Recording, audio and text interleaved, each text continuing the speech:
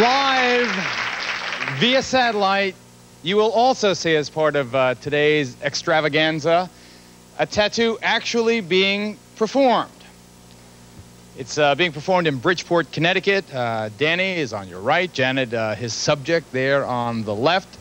Danny, what kind of tattoo will it be? Janet's going to get a skull put on her upper arm. Oh, how charming, area. Charming. Now, the reason we're going live via satellite to Bridgeport, Connecticut is because here in the 5 boroughs of New York, tattooing is illegal.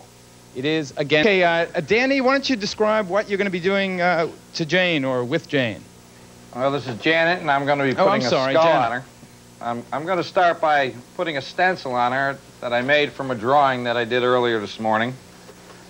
And when you put a tattoo on, you distort the image by stretching the skin. Oh, wait, Janet, before he goes on, aren't you frightened that he's going to hurt you with this needle he's about to stick in you? Not at all. Not at all. Now, don't tattoos hurt? I mean, they hurt when I got my 2 little ones. I would call it more of an annoyance than an out-and-out pain. I don't find it to be pain, you know. Right. They're just real annoying. And you really want a skull tattoo put on your body? Well, let me tell you, everybody wants a skull from Danny because, Geraldo, Danny's skulls are legendary, and you crave Danny's skulls. Really? God. Oh, yeah. I tell you. I think I'll just run out there and get me one of those. That's Ain't that great? Well, that's okay. Now, all right, you're putting the stencil on now, Danny. Do we want, Mike? Do we want to go to commercial now, or do we want to actually see the first incision? Now, Danny, you're going to do the stencil first, right? Will you not do the needle until we come back? I'll wait for you. Sure. Okay, wait, because we've got to take a commercial break. Then we'll come back to Bridgeport and here in New York. Because we're talking about body piercing. Who has the... Oh, before we go to commercial, look at Philip. Look at Philip. Philip has...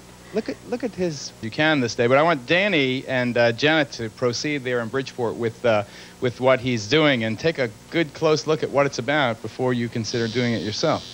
Now, what's that buzzing noise? The buzzing is the tattoo machine. This is an electrically run machine. The needle goes in and out of the tube, and it pushes the ink under the skin. I'm going to start the tattoo. So isn't it well, don't talk if it'll distract you, Danny, but isn't it a needle? I can talk. Isn't it a needle? Aren't you sticking a needle in there?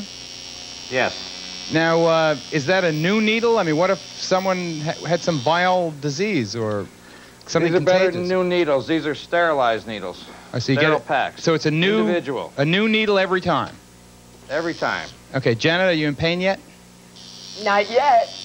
All no, right. I don't anticipate being in pain. All right, scream if Danny's skull hurts.